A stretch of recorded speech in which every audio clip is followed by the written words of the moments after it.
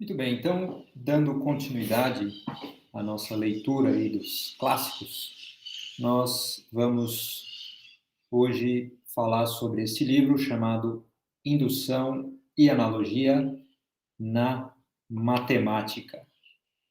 Esse livro, ele é de autoria de um matemático húngaro de nascimento chamado George Polya. E ele dividiu esta obra em duas partes, né, em dois volumes. O volume 1, que é esse, nós vamos começar a ler, Indução e Analogia na Matemática. E o volume 2 é este, Padrões de Inferência Plausível. Esse matemático, George Polya, ele foi um dos principais matemáticos do século XX. Nasceu na Hungria, como eu falei, no final do século XIX, 1884, se não estou enganado, 87, perdão, e faleceu nos Estados Unidos em 1985.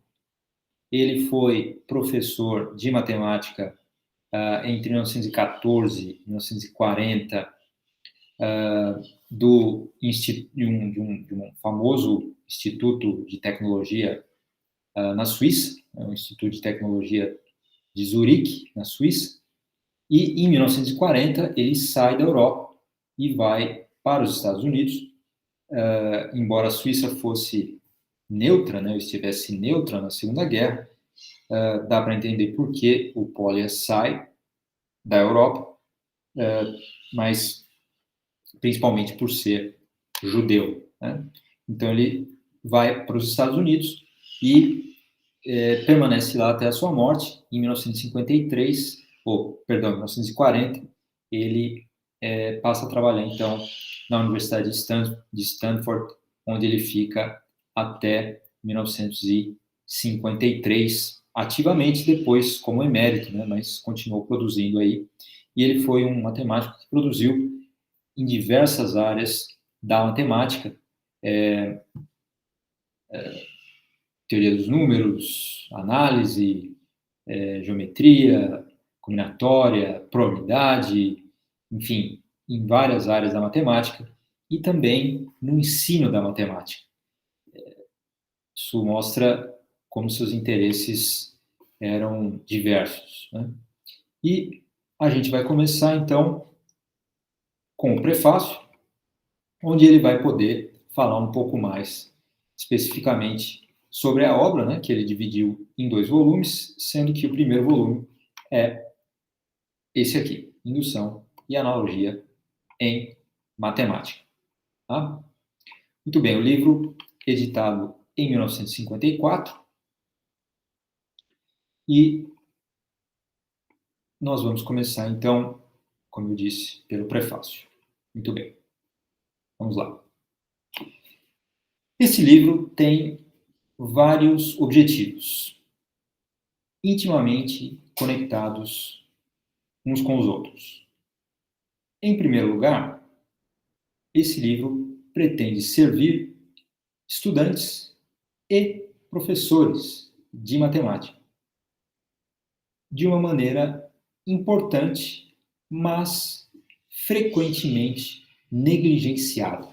Então, isso já salta aos olhos, né? Ele pretende servir tanto alunos, estudantes, quanto professores, mas de uma maneira importante, mas que geralmente é negligenciada. A gente vai ver que maneira é essa. Ainda assim, ou ainda em um sentido, o livro é também um ensaio filosófico. Isso é interessante, né? Então, além disso, o livro, num sentido, pode ser considerado um ensaio filosófico. É também uma continuação e requer uma continuação.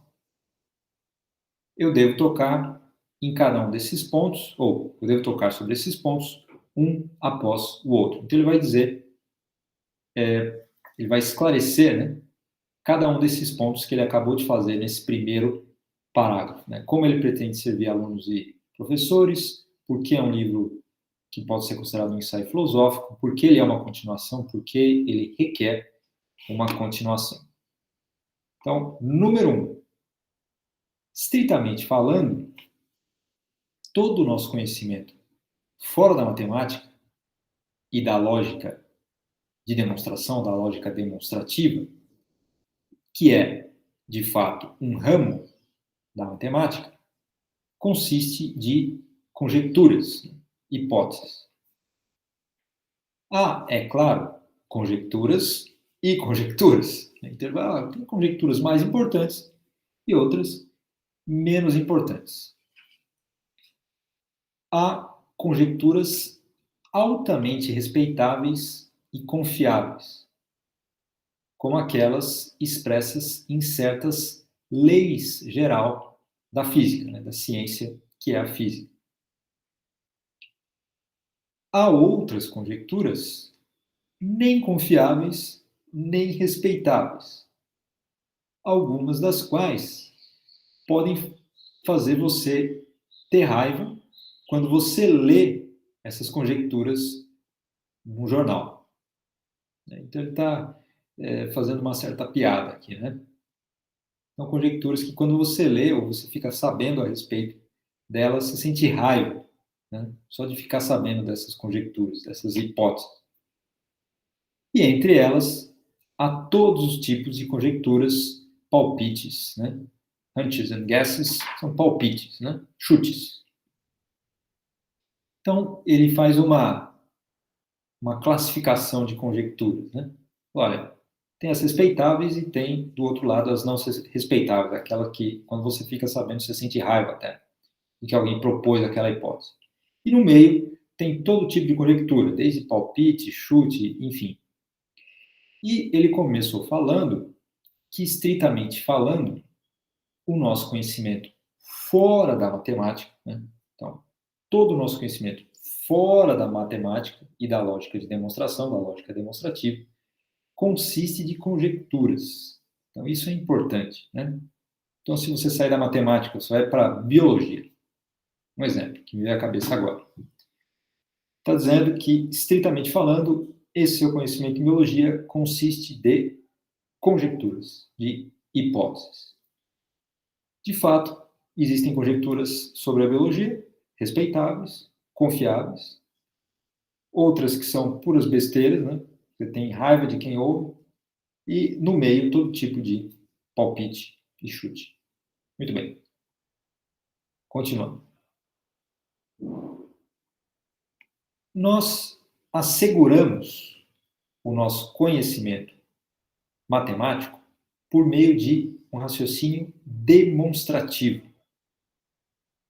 Mas nós suportamos, né? Nós damos apoio, nós baseamos as nossas conjecturas pelo raciocínio plausível, né? Ou seja, nós damos plausibilidade para conjecturas, para hipóteses.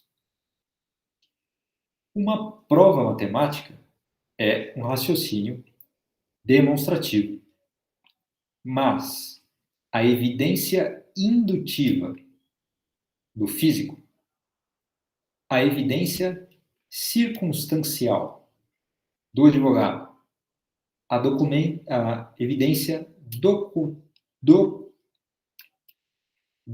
documentária do historiador e a evidência estatística do economista pertencem ao raciocínio plausível.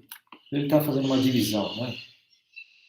Matemática e fora da matemática, ou campos aí que tem interseção com a matemática, claro. Né? Mas ele está querendo fazer uma distinção entre o raciocínio demonstrativo e o raciocínio plausível, ou de plausibilidade. Né? Demonstração matemática, raciocínio demonstrativo. Mas evidência indutiva, né? É uma evidência que vai dar suporte, que vai basear, que vai suportar uma determinada hipótese. Acontece assim com o físico, com o advogado, com o historiador, com o estatístico. Muito bem. A diferença entre os dois tipos do raciocínio é grande e multifacetado, né? Tem diversas formas. O raciocínio demonstrativo é seguro, ele é além de controvérsias e ele é final.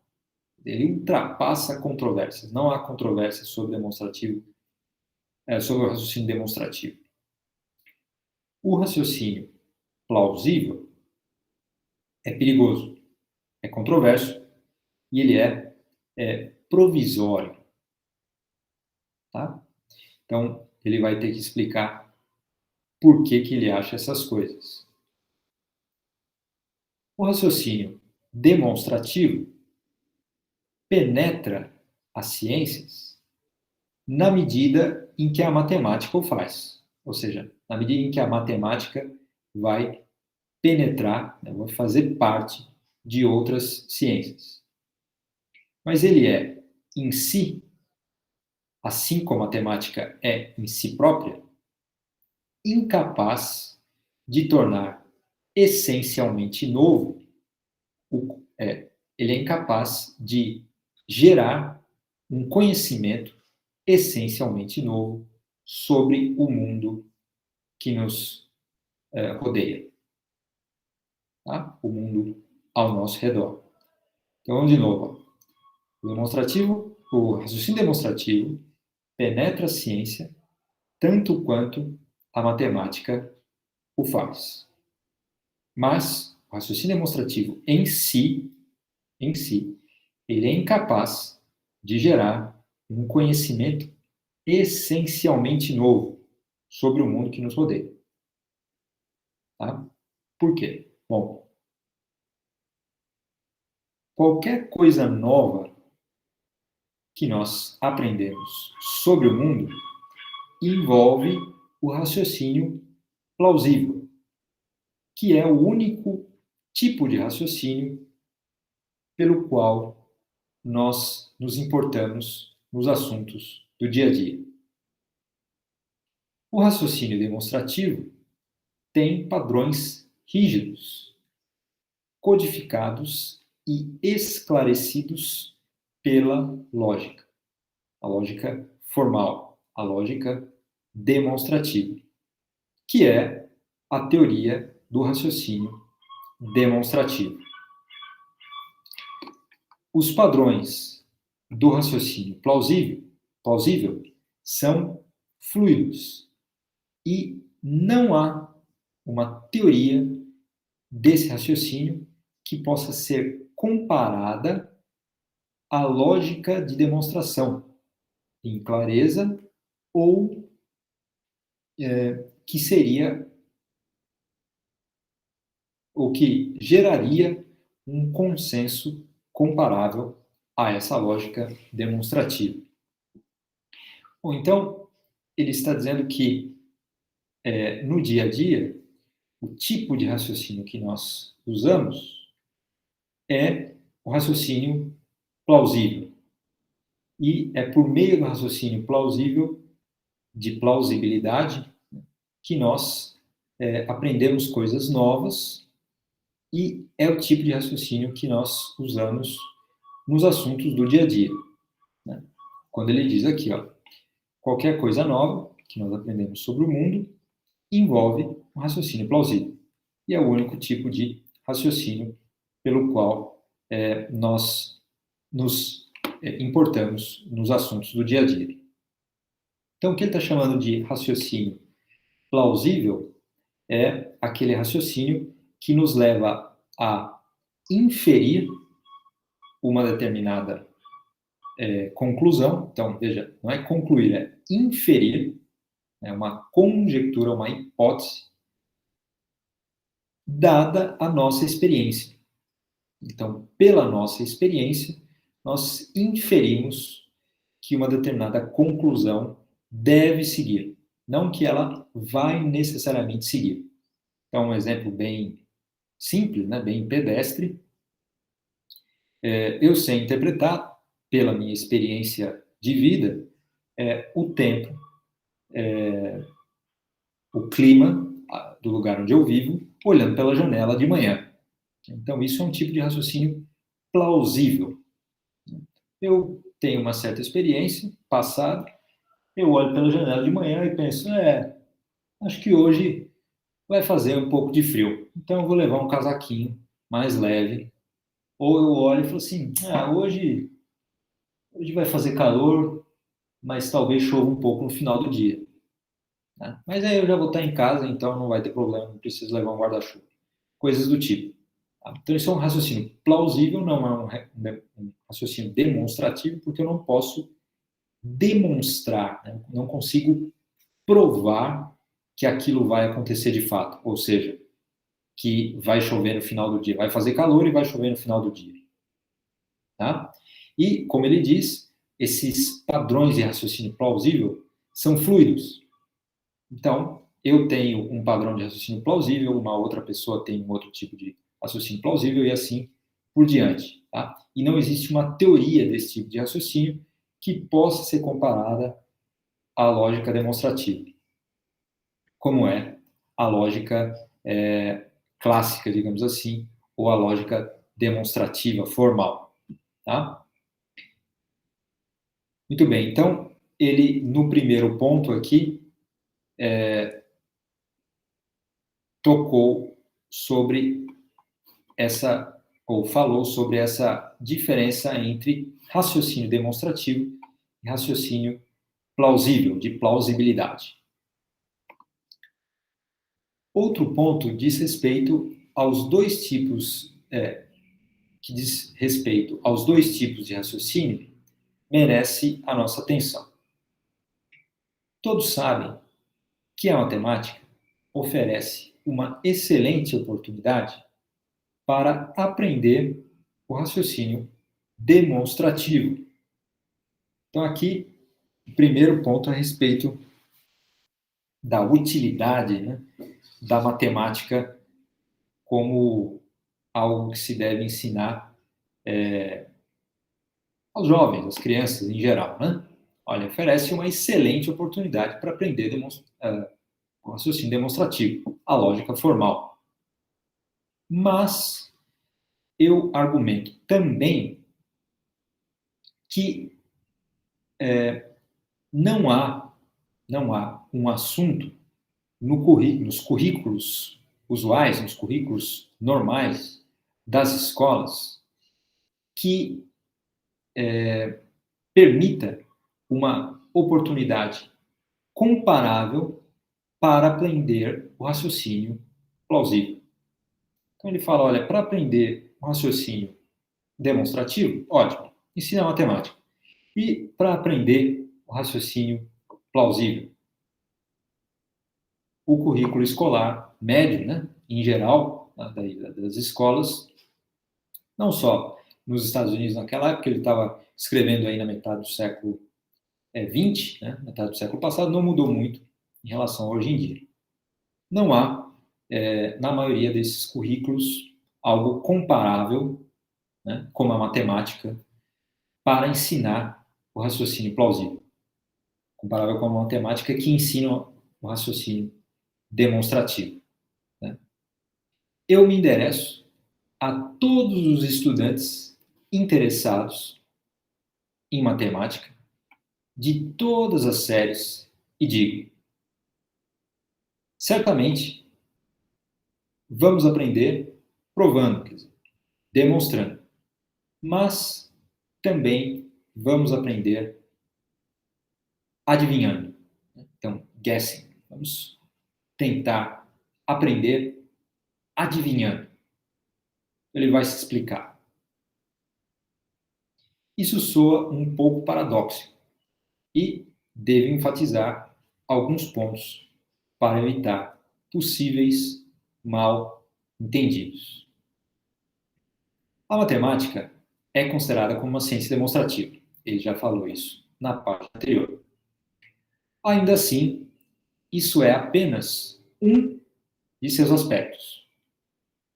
A matemática acabada, né, essa que nos é ensinada, ela é apresentada em uma forma acabada, e aparece como puramente demonstrativo, consistindo apenas de provas, né? Apenas de demonstrações.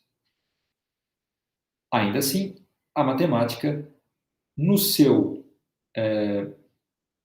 quando ela é feita, né, ela se parece mais com qualquer outro ramo do conhecimento humano quando ele é produzido. Então, repara que ele fala assim, ó, embora a matemática seja, ou um dos aspectos, né, da matemática seja esse aspecto demonstrativo, né, de ciência demonstrativa, capaz de demonstrar preposições, ou proposições, perdão, isso é apenas o que acontece quando a gente olha a matemática já acabada, já pronta. Mas, quando a gente olha para a matemática, a fabricação da matemática, se a gente pode falar disso, como ela foi feita, né, como se chegou àquele resultado que nos é apresentado, ela vai se parecer mais com qualquer outro ramo do conhecimento humano quando ele foi fabricado. Tá? Então, você tem que adivinhar, ou adivinhar não é uma boa tradução, mas você tem que fazer uma hipótese, né, um palpite, você tem que dar um palpite sobre um teorema matemático antes de prová-lo. Você tem que dar um palpite, você tem que dar um palpite para a ideia de prova, ou para a ideia da prova, antes de executar todos os detalhes daquela prova, daquela demonstração. Você tem que combinar observações e seguir analogias. Você tem que tentar e tentar de novo, né? Processo de tentativa e erro. O resultado do trabalho criativo do matemático é o raciocínio demonstrativo, ou seja, uma prova, uma demonstração. Mas a prova é descoberta pelo raciocínio plausível, ou seja, palpitando, dando palpites, dando chutes, fazendo hipóteses. Se o aprendizado da matemática reflete, em qualquer grau, a invenção da matemática, ela deve ter um espaço exatamente para que se dê palpites, ou seja, para inferência plausível.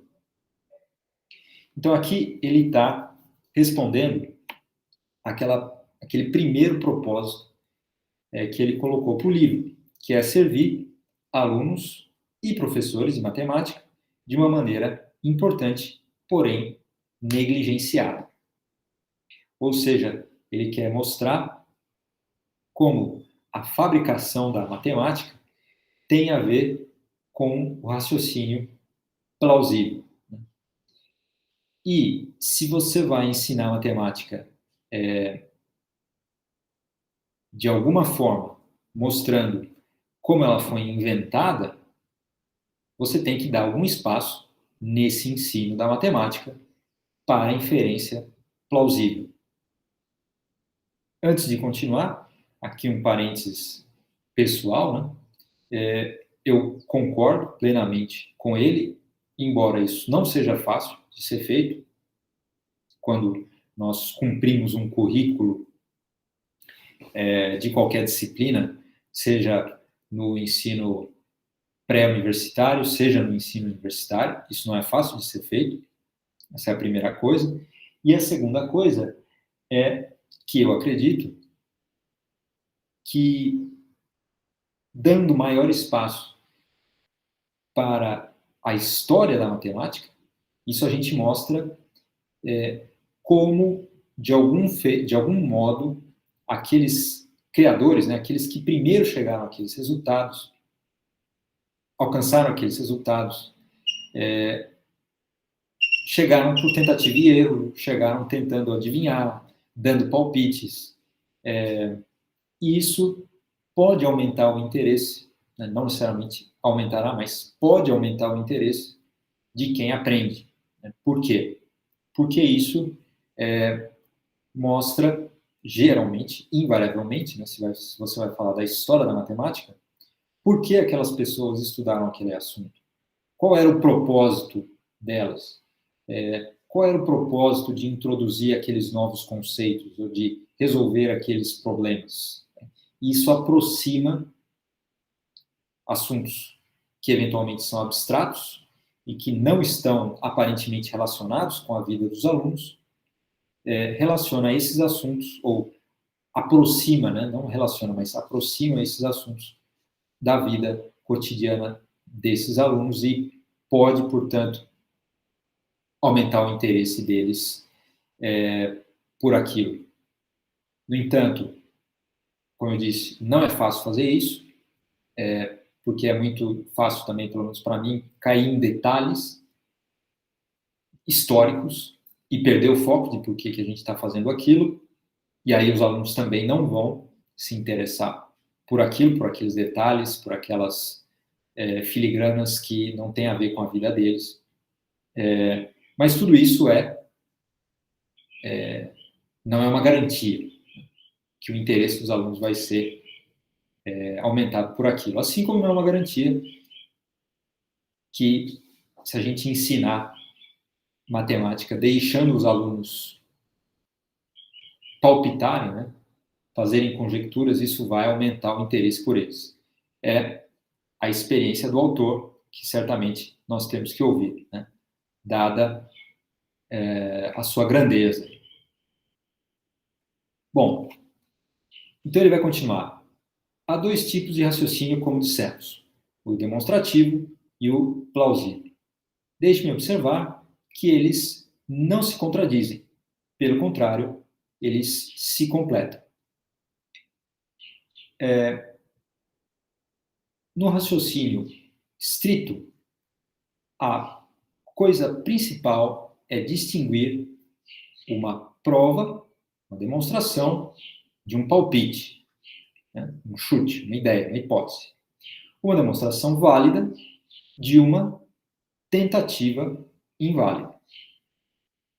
Então, isso no raciocínio estrito, né? No raciocínio demonstrativo. No raciocínio plausível, o principal é distinguir um palpite de um outro palpite. Um palpite mais razoável de um menos razoável. Se você direcionar a sua atenção para ambas as distinções, ambas podem se tornar mais claras. Tá? Então, tentando dar uma ideia do que ele está dizendo aqui. No raciocínio demonstrativo, o principal é distinguir uma prova, uma demonstração, de um palpite. Então, acho que poucos resultados são mais conhecidos do que o Teorema de Pitágoras. Então, temos lá o triângulo retângulo, né? Aquele triângulo que tem um ângulo reto, e o resultado é que a soma dos quadrados dos catetos é igual ao quadrado da hipotenusa. Né? Os catetos são os lados que formam o ângulo reto e a hipotenusa é o lado oposto ao ângulo reto. Muito bem. Nós temos que demonstrar este resultado, esse teorema, esta regra que vale para todos os triângulos retângulos desenhados no plano. Muito bem. Uma superfície plana. Ok. Existem diversas demonstrações, né? Na verdade, inúmeras demonstrações para esse teorema. O que seria uma demonstração válida? Tá? Seria um conjunto de regras já estabelecidas ou já demonstradas que, conjuntamente, mostram que, ou implicam que, para todo triângulo retângulo, escrito ou desenhado, né, construído sobre um plano, aquela identidade vai valer. A soma dos quadrados dos catetos é igual ao quadrado da hipotenusa. Um palpite seria não um caso particular do teorema, por exemplo, 3 ao quadrado mais 4 ao quadrado igual a 5 ao quadrado. Então, o triângulo retângulo com lados 3 e 4 tem a hipotenusa igual a 5. Não. Um palpite para a demonstração seria, eu acho que, usando esta e esta regra, ou este e este fato já demonstrado, nós podemos combinar eles usando uma determinada estratégia e provar que o resultado vale para triângulos retângulos construídos no plano. Tá? Isso seria um palpite. Então, no raciocínio estrito, nós temos que saber distinguir entre demonstrações e palpites. Uma demonstração válida de uma tentativa inválida. Por quê? Nós podemos pegar aquelas regras, tentar derivar consequências daquelas regras e ver que, na verdade, elas não implicam o resultado. Foi uma tentativa inválida. No raciocínio plausível, ele diz que o principal é saber distinguir um palpite de outro palpite. Um palpite mais razoável de um menos razoável. Então, de novo, tentando dar algum exemplo, o exemplo que nós usamos sobre o tempo, obviamente, uma outra pessoa que está de passagem aqui pela cidade onde eu moro, faz a mesma coisa que eu, olha no começo do dia o céu e fala assim, bom, hoje aqui pela manhã o céu está encoberto, então eu acho que vai chover. Né? E eu olho pela janela e falo, bom, hoje o céu está encoberto, mas de manhã, nessa época do ano, isso sempre acontece, depois o sol vai sair, as nuvens vão se dissipar e vai fazer um belo dia de céu azul, como está hoje, sem chuva nenhuma. E no final do dia, nós vamos perceber que o meu palpite foi mais razoável do que o palpite da outra pessoa, porque ela tinha uma outra experiência, ela não mora aqui, e, portanto, o palpite dela foi menos razoável.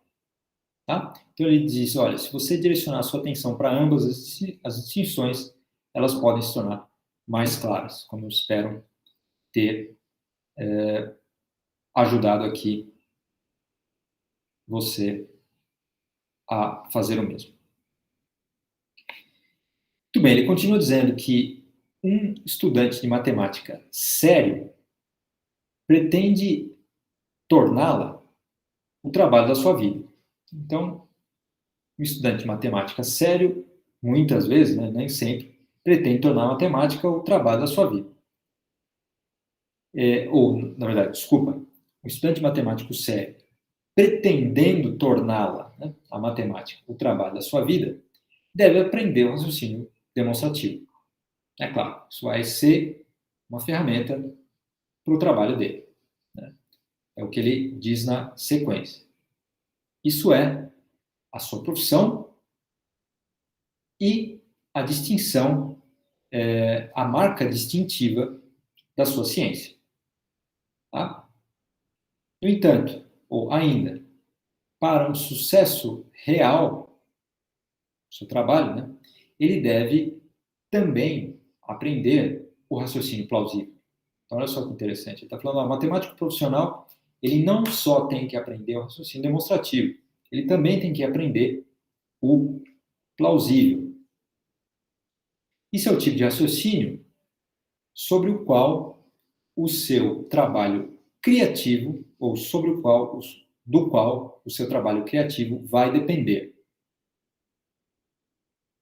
O estudante, em geral, ou amador, também deveria provar o raciocínio demonstrativo. Por quê? Ele pode ter pouca oportunidade para usá-lo diretamente. Mas, embora esse estudante em geral, ou mesmo amador, que estuda não como por dever de ofício, ainda assim deveria provar o raciocínio demonstrativo. Ele poderia ter, ou ele pode ter, pouca oportunidade para usá-lo diretamente, no seu trabalho, na sua vida. Mas que deveria adquirir um padrão, veja bem, padrão com o qual ele pode comparar a evidência alegada, né, de todos os tipos de evidência que são atiradas a ele na vida moderna. Então, o que ele está dizendo? Ó, vamos repetir. O estudante, em geral, ou amador, deveria aprender o raciocínio demonstrativo, porque, embora ele possa ter pouca oportunidade de usá-lo diretamente, ele deveria ter um padrão com o qual ele pudesse comparar aquilo que as pessoas, alegadamente, chamam de evidência. Tá? Então, ele poderia comparar essas coisas que atiram sobre ele na vida moderna, e que elas chamam de evidência, e elas poderiam comparar essas coisas com o padrão ouro, né? Que é o padrão de raciocínio demonstrativo. E ele vai poder falar, bom, isso aqui acho que não é uma evidência como o fulano está dizendo que é. Uma evidência que suporta uma determinada proposição, uma determinada afirmação. Tá? Então, você vê que ele está escrevendo isso no meio da década de 50, mas você pode pensar em inúmeras situações em que isso tem utilidade hoje em dia. Continuando. Né? Mas, em todos os seus afazeres, ele vai precisar do raciocínio plausível. De qualquer forma, um estudante ambicioso de matemática, qualquer que sejam os seus interesses adicionais, né, além da matemática, deveria tentar aprender ambos os tipos de raciocínio, demonstrativo e plausível. Então, aqui ele fez a defesa, né, de por que ele acha que estudantes de matemática, principalmente aqueles que pretendem trabalhar com matemática, e aí eu acho que ele está incluindo não só matemática pura, mas engenheiros, físicos, engenheiros, todo tipo de engenheiro, né? Físicos, economistas, contadores, todo tipo de pessoa que, de alguma forma, vai trabalhar ou vai usar a matemática, estatísticos, com certeza, vai usar a matemática no seu dia a dia, tá? Mas também outras pessoas, né? Estudante amador, estudante em geral, quer dizer, de outras ciências, também deveriam aprender principalmente o raciocínio plausível para separar joio de trigo, né? Para poder dizer, olha, isso daqui, será que isso daqui realmente é uma evidência que suporta aquela conjectura, aquela hipótese? Para isso ele teria que aprender um pouco sobre raciocínio demonstrativo, teria que ter visto em alguma época da sua vida escolar o que é um argumento demonstrativo, mas também teria que aprender sobre o argumento ou raciocínio plausível. Muito bem, nós vamos parar por aqui e continuamos então na próxima vez a partir aí do item 3 do prefácio.